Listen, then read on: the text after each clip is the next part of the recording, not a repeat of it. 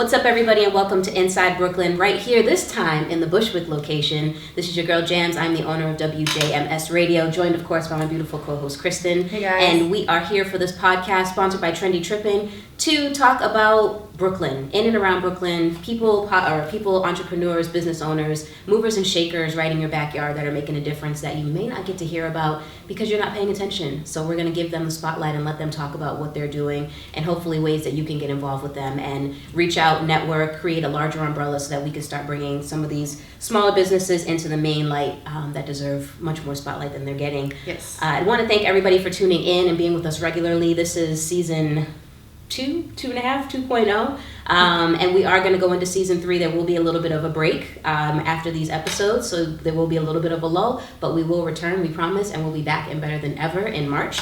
But I want to thank everybody who's been loyal and faithful to us for the last couple of months and the last 2 seasons overall as we go through this podcast. So joining us today is Brandon Gibson of Light Rock LLC, and he is not necessarily in Brooklyn Commons anymore, but he still has love for Brooklyn, and he's involved in sort of overhauling New York and East New York and Brooklyn and parts of Jersey as well. So we have him with us today to talk about what he has going on in the real estate industry, plus a little bit of what he likes to do on the side besides that kind of stuff. So Brandon, welcome to the show. Thanks for being with us today. Thanks for having me, guys. I'm excited. Yeah, of course. So I'm happy that we could talk about housing because I have a whole bunch of questions in regards to, I'm not going to go in about gentrification, but I do want to ask about that, of course, because that's always the elephant in the room. Sure. But before we go into that, can you give a little bit of background and just details on how you came to where you are today and what you're currently doing? Sure. So I'm born and raised in Brooklyn. My family came from Barbados. Father was an immigrant and worked his way up at Solomon Smith Barney, and so he kind of gave me an entree into the world of finance and entrepreneurship, and he was my hero, still is, and so I wanted to be just like him. And so the thing that I gravitated to the most was property, just kind of seeing my family's name on the building. From the time I was a little kid, that was my thing. And then my father was a part of an organization called East Brooklyn Congregations and Nehemiah Homeowners. So basically, there's a place in East New York that was like a wasteland, and it was just vacant land everywhere. Much of New York was pretty much, the city was like that. And a bunch of preachers and nonprofits came together and said, let's build some housing here for people to own, affordable housing. My father bought a house in that development, and Forbes got a hold of his story and featured our family as an immigrant family coming into these previously undesirable neighborhoods to rebuild and to build community. And that inspired me to want to do the same thing on a larger scale. And so that was about first grade. Okay. And so now... Early start. Right? So that was like first grade, and I always wanted to see what it would be like to create and build community from the perspective of inclusion and not exclusion. And I think New York is one of the most exclusive cities, if not the most exclusive cities in the world, socioeconomically. And so to really be in a position to provide some kind of answer to that, I think is amazing. So that's kind of what gave me my start. And so I've been in real estate since I was 18, 19 years old. Bought my first property at 18, 19, Glenmore Avenue in East New York. Never stopped since. Real estate is all I've done professionally since then. And I've worked in real estate in several different capacities. And now we are just developing in Brooklyn and specifically East New York, Bed-Stuy, Crown Heights, and most recently Newark, New Jersey, East Orange, New Jersey, really Essex County, and also Dallas. Okay. And so that's our function. And so we're excited about 2020. We have some big things in store for 2020. Look out for us in 2020. Trust me, there's going to be some major waves this year. And that's kind of me in a nutshell. So first investment property at 18. What was I doing at 18? I wasn't investing in real estate, I'll tell you that. Do you still have that property? No, I wish I did. Okay. I learned a lot. I made a lot of mistakes. Yeah. But they were worth it. And at that time, I was just buying and flipping. So buy, fix it up, and then flip it. Yeah. But I realized that in real estate and really in economic life, cash is king, right? So every real estate investment company is worth 16 to 18 times its cash flow. So when you just buy and flip, that doesn't create cash flow. It creates profit, but it doesn't create cash flow. right? So if I have cash flow, even when the market goes down, at least I have money coming in and I can do something with that. Yeah. Once I buy and flip, I just have the cash. Now I have to figure out where do I put this cash and how do I put it to work, right? So now as a guy in my 30s, cash flow is more important to me than just a quick hit, right? So that's really the focus on building a portfolio, a larger portfolio, to create cash flow and create value. And so, I mean, you said 18, you bought it, flipped it, and, obviously have sold it since then. And that was about 12 plus years ago. So you were getting into the flipping business when it was first getting sort of popular. You got into that on the ground floor, right? Yeah, I did, and I worked for a firm called Zurich a while ago, and they were buying 7-8 houses a week. Wow. And they kind of taught me the game initially. That's a whole other story for another podcast another day. But yeah, and that's what they did, and they didn't really last because all they did was buy and flip. Yeah. And when the market turns, suddenly in many cases, you're stuck with this inventory of property that you bought and renovated, but who are you going to sell it to? The banks aren't lending. So now you're stuck with all this property that is going to be devalued because no one can buy it, right? So I learned that lesson very early on, and I made those mistakes very early on. Well, it's good you made them early and not late. Yeah, I agree, and that's about to tell the story. Well, so now that you've built yourself a little bit of a portfolio and you have some houses and things, in your possession, do you still flip, or are you just kind of? Very rarely. Yeah. Very, very rarely, because the goal is to, once you have a portfolio that's cash flowing and it's worth 16 to 18 times its cash flow, let's say you have a portfolio that's cash flowing $1 million. That portfolio in the eyes of the bank is not worth $1 million. It's worth 16 to 18 million dollars. And you're able to borrow against that valuation, not of the million, but of the 16 to 18 million. So now I can go after bigger deals in the 16 to 18 million dollar range and not just the $1 million deals, right? So that just changes the game Wait a minute. of what you're able to do. Okay. Yeah. Wow. Yeah, we'll come back to that. Sure. I want to talk a little bit about what you're doing in terms of development in Brooklyn, Sure. in and around Brooklyn, of course. Sure. So let's talk about the overhaul of East New York. What is entailed in an overhaul? Like, what are you guys looking to do? And of course, where are you guys looking to sort of overhaul? So I got my start in East New York in real estate on Gilmore Avenue, and I'm from East New York, Brooklyn. I grew up there, right? And my family still lives there, and my church is there, right? So I'm very active in East New York still, and my ties go very deep in East New York as well. What I'm doing currently, development-wise in East New York, is more towards the affordable side. So we're working on senior housing development in East New York, particularly on Pennsylvania Avenue, close to Broadway Junction.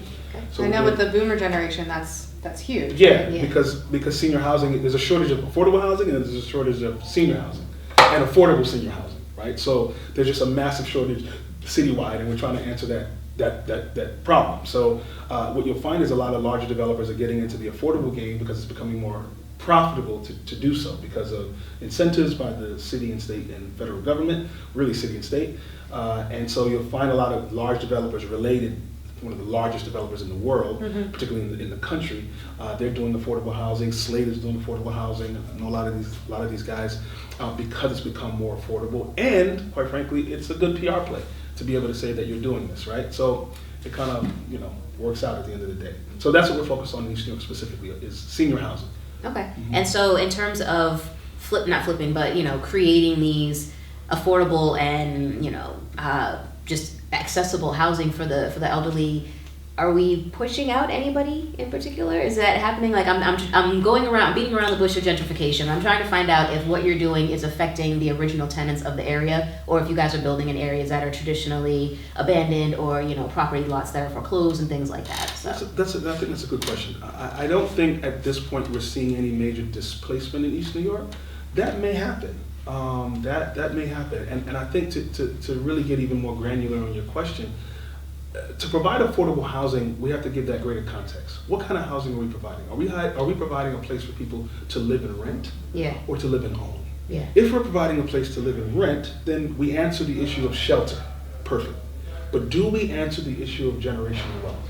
We do not, right? And so what we're finding in New York especially is that there's a shortage of land, particularly land that's affordable, and so developers and even city development initiatives are centered around not affordable home ownership, but affordable housing. Yeah. Right? So, which is good, and I think it answers a certain shelter problem, as we discussed, an affordability issue, but how do we set up communities and families to have some kind of generational wealth moving forward. And in our country, the way wealth has been generated since the beginning, in many cases, has been through real estate and holding on to real Absolutely, estate and the value appreciation of real estate. And so if we have a community or communities of families who just live there, but one, they don't own the property, therefore in many cases you don't take ownership of the neighborhood because you don't own the property, right? How do we answer that issue? Right? So that's another thing that we're looking at. And so what a lot of folks are doing, they're just moving out of New York because they want to own a house and not just rent one. And you know, they at some point want a family and want, or at least even if you don't want a family, you want to own something, right? So how do we answer that issue? So displacement is an issue, home ownership is an issue that we're trying to tackle, and it's not an easy one to tackle. I feel many different ways about gentrification, which you can ask me in a few. That's fine. And we can definitely get into that. But I think the issues are more complicated than people give it credit. And I think we tend to, I shy away from easy answers. Because nothing is really that easy. It's things are so convoluted. There's so many competing interests. How do we satisfy this issue without alienating this one? Right. So those are just conversations that need to be had, and tough questions need to be asked. Definitely.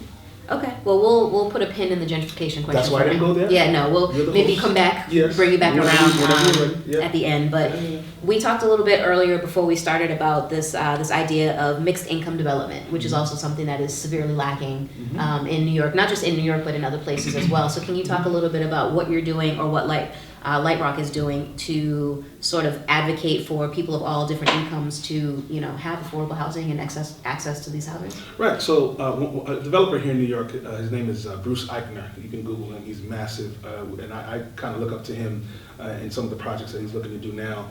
And he's doing a 1,500 unit development on Franklin and Empire, I believe, and that's a mixed income development, right? And not just 80-20. So we're mandated by the state to do, if we want to take advantage of certain tax benefits and abatements, we have to have 80-20. So 80% free market, 20% affordable. Bruce is doing 50% free market and 50% affordable, which no other developer is doing because one, you don't have to, and in many cases it doesn't pencil out. Right. So by pencil out, I mean in many cases it doesn't make business sense to do it. Right. Which is a part of my gentrification argument. Because like I said, I feel a few different ways about it. But ultimately, what we're trying to do is pretty much the same thing that Bruce is doing, where we do 50% affordable and 50% free market in scenarios that justify it. So it has to make sense monetarily. It has to, or else then there's no point in doing the project. It won't get built, right? So we're looking at sort of making a way for not just people to live in a building that has 50% affordable, 50% free market, but live in a community that is representative of the people in that building, right? So not in a community that is particularly exclusive to those who are free market, and then also not in a community that is exclusive to people who are affordable, right? How do we create a reality where everyone can kind of coexist together, and I can understand your reality and you can understand mine, and we can kind of live together in harmony. Okay. I like that. Kristen, do you have any other questions before? I do want to get into what he does on the side of this, so I want to give you the opportunity to ask him anything you may have before we transition into the side. I think just from like a business owner, entrepreneurial perspective, do you have any advice for someone that is looking into real estate, not just as an agent, but advice in terms of how to build your resume in the field, or how to transfer from agent to where you are now? Great question. So I was a commercial broker. That's how I got started in business. Aside from what I did at 18, I got my license at the same time. And so commercial, not residential. I tend to advocate more for commercial, particularly if you want to be an owner yourself, only because commercial is a little bit more comprehensive in how you're educated in real estate. So in residential, it's more about sort of understanding, marketing and understanding sort of different types of houses and different types of architecture and more aesthetic and more customer service, which is good. All of those are encompassed in commercial, but in addition to that, you understand the economics of real estate when you go after commercial real estate. So in residential, you wouldn't talk about IRRs or internal rate of return. In residential, you wouldn't talk about cap rates. You wouldn't talk about cash flows and debt service coverage ratios. You wouldn't talk about that in residential. but you have to talk about it in commercial. So I feel like you just become more educated and more sophisticated in real estate if you want to be a developer or an owner. If you go as an agent the route of commercial brokerage, and then you'll be exposed to that world. You'll be talking mainly to developers and landlords, so you'll be talking to what you want to become. So it'll just make it a lot easier for you to go down that road than if you were just talking to someone who wanted to buy a house because they want to raise their family there. Yeah, I think a lot of people, when they think real estate, they think residential, but it seems like there's this whole other world, and that's where kind of the big fish are, if you want to. That's exactly where it is. Okay. That's exactly where it is. Awesome. Think big, go commercial. 100%. Okay. That's my definition. I could be wrong, but that's my definition. Very knowledgeable. I like that. That's great. So before we got started today, you talked a little bit about what you do outside of real estate. So real estate is your bread and butter, but there's something that you're passionate about that you enjoy doing. Sure. And you said that that's motivational speaking. So I wanted to talk to you a little bit about how you got involved with that, and what does that look like for you? Are you actually going out to locations and speaking, or are you just somebody who friends come to every now and then and you're like, yeah, you can do it? Or are you a little bit of both? All of the above. Yeah. I think words are just powerful. So my mom, I love my mother. I'm a mama's boy now. I wasn't a mama's boy growing up. I'm a mama's boy now. In my 30s. There's something to say about that. That's good. I wasn't. Now I am. Well, you leave the house and you're like, man, that food was good. Oh, Yeah. and I just had some yesterday. Gotta keep So mom you're happy. exactly. You got to grow up and be a man, but when you get out of the house, you got to learn to respect your mother. And that's that's how you treat women. that's exactly what it was, right? So, And my mother was a drill sergeant. Like my mother, my mother's a thug, straight up. Sorry, mom, but you know it's true. But my mother, anyway, that's another podcast for another day, right? Oh boy, I didn't even write that down. Thug moms, or moms who don't play. No, so I was always very ambitious from the time I was a kid. And I have a 4-year-old son, and he's like me on steroids. Hopefully one day you'll get to meet him. But so I just very ambitious, right? So I would literally, like, catalogs would come to the house, and I'll go to my mom and be like, Mom, circle whatever you want. I'm gonna save these catalogs, and when I get old, I'm gonna buy you, like whatever you say. Like that's how I was. Like I was just, and so one day I said to my mom, I said, Mom, I'm gonna make the most money there ever is, or there ever was. And she's like, well, how much is that? I said, I'm gonna make $100. What? So to me, I wish. as a pre-K kindergarten kid, you're like $100. Like, what more is there than $100? Then my mom said to me, well, that's not the most money there is. I'm like, what do you mean? What's more than $100? She goes, well, what about $200? I said, there's $200 that exists. She said, what about 1,000?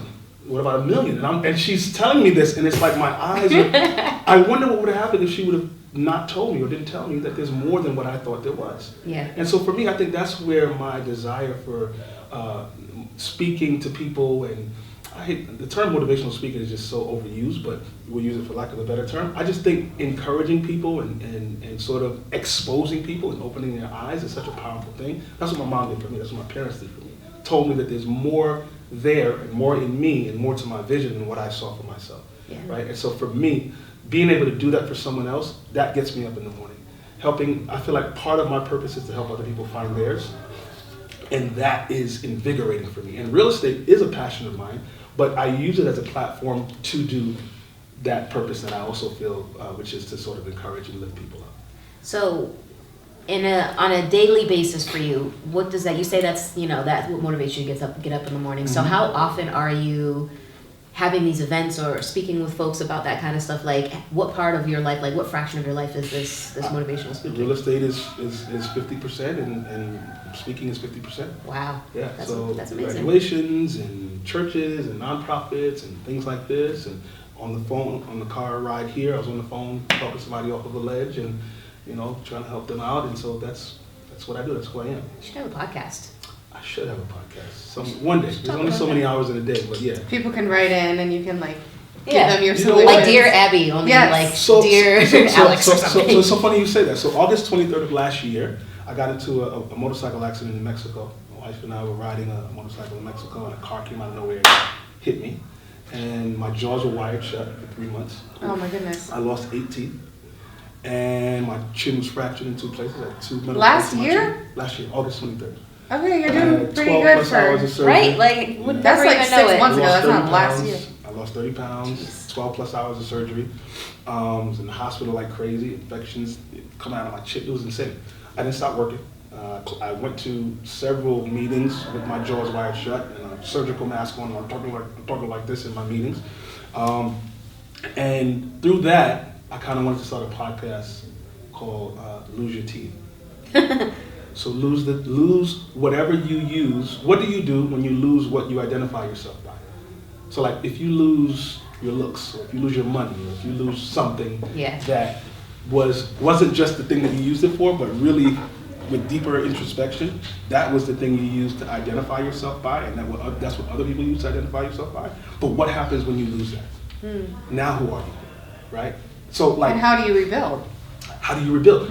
It's an existential question. Who are you now? You lost so I've been in situations where I lost all my money, right, in my early 20s, right, when the economy crashed, and I lost the buildings, and I lost everything.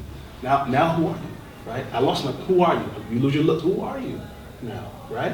And so I want to start a podcast like that, right? So we'll talk about that. Yeah. So opinion that one. so for me, you know, I just enjoy the speaking component because with a word you can change someone's trajectory and they can do something that they never thought they could do, right? So that's just something powerful about that for me. Are there any specific topics or themes you like to touch on, or is it more so just catered to your audience? I think everything is, regardless of what color or socioeconomic background, everything is existential. Everything is who am I, what am I, why am I, where am I going? It doesn't matter what the topic is. I think everything is built on that, right? So I had a friend of mine, he's Italian, he's almost 50, and he called me with tears. He had tears in his eyes last week. I'm in a master's program right now, and I got like so much to read and write and papers to do, and I'm in the middle of reading, and he's calling me, he's like, look man, you know, you're the only guy I could talk to about this, and he brought something up that was just crazy, and he's on the phone crying. And he's in real estate, and he makes $300,000, $400,000, $500,000 a year, easily, right? And he's like, I'm miserable, Brandon. And the conversation ended with what it is he feels his passion is. I mean, we talked through how to get there, and his passion is to act. He's almost 50. And now he's coming to a point where he realizes what his passion is, and the money doesn't even matter anymore, right? So now I held him accountable, and now he has to go, and he's gonna go into an acting class, right? So the topic doesn't matter, you know? It's who am I, why am I, what am I, where am I going? Regardless of who you are and what you're doing, that's the question, right? So I think that's what it is for me. I think that's a question we're all trying to answer. All of us are trying to answer that, right? That's really good. That's the answer, right? Well, Brandon, what else do you have coming up on the horizon aside from, you know, revamping all of East Brooklyn and taking over Dallas and Jersey and everything else? What can we be on the lookout for you? So this 2020 is a breakout year for Light Rock. We're going to be doing some major projects. This is the first year that we're doing projects in excess of 100 units per project. Right, so we're really excited about that. I'm really excited and humbled by that. I still can't believe that we're doing that, but we're doing that, and we're partnering with some pretty large developers here. We just did an RFP with Hudson Companies in Newark, New Jersey, to do a very large project on the waterfront. It's a really major project. This is the first year too. I've never been big on social media. I'm a very discreet person at the same time, which is weird because it doesn't line up with the whole motivational speaking thing. So finally, I was convinced that I got to do this. So I just started like really pushing social media, like literally this year. I had a PR firm and all that other stuff. So this year you're gonna see a lot of like formal stuff coming out there on Light Rock and on me and the brand and all of that good stuff. So really be on the lookout for that too. Okay, excellent. You're doing some work in Texas as well, right? You said we're doing Dallas, not just New York, Jersey. Yeah, so we're doing 180 townhomes in Dallas. We partnered with a nonprofit down there to sort of do a joint venture on the land that they have, a little over 5.5 acres, 10, 15 minutes from downtown Dallas. So that's moving forward very nicely. I'm really grateful for that. And you know what we find is that millennials are buying homes later because they're getting married later in life, if at all, having children later in life, if at all. We're more transient than other generations. And so for that reason, Dallas has become more attractive because it's affordable. They have the option to rent or buy, and it's very easy to transition between the two. Whereas in New York, you're kind of stuck in renting because it's just easier to do than to buy. We also have this is the most debt-laden, particularly student loan debt-laden generation in the history of our country. Absolutely. And so millennials are it's much more difficult for us to buy homes because we can't qualify. We don't have the cash or the credit, or our debt ratio, debt-to-income ratio is too high. And so those are issues that kind of prevent us from being able to move in that direction. So Dallas creates an opportunity. I think so does Jersey. But Dallas creates an opportunity for that. And so we're excited about the townhome option to give folks an opportunity to buy or rent to own. in Dallas. So we're really excited about that. Okay. Mm-hmm. Well, since you're on social media, why don't you shout out your credentials so folks can find you, Sure, follow you, maybe? credentials. Yeah, you know, Oh, if they have questions, you I know. like credentials. It sounds more professional, important. right? Yeah, it sounds more important than Well, that. Yeah, I like that. Hit me up Instagram at I am Brandon Gibson, and Facebook. I think it's the same, Brandon Gibson. I think it's I am Brandon Gibson as well. Okay. But definitely Instagram at I am Brandon Gibson. Great. Mm-hmm. Awesome. Well, thank you so much, Brandon, for Thanks being for with us having me. today. I'm My excited to pleasure. see all the things that you have going on. Thank you. And Absolutely. Thank you guys. may have to Appreciate take you you guys. up on this podcast idea. We may Anytime. have to chat Let's sometime. go. I'm ready. Let's do it. Sounds good. Let's do it. All right, folks. Thanks for tuning into this episode of Inside Brooklyn, sponsored by Trendy Trippin' and WJMS Radio. I am your girl Jams with my favorite co-host Kristen over here. Again, as a reminder, we'll be on a brief hiatus for coming back for season 3. So look for us in brand new episodes in March. But until then, make sure you catch the rest of our content on YouTube. We're on all your favorite social media and all of your favorite listening platforms. So make sure you check it out, get familiar. If you're interested in being a guest, please reach out to us. You can email us. You can find all of our contact information through those pages. Until then, we'll see you guys on the next episode. Be safe, and we'll see you next time.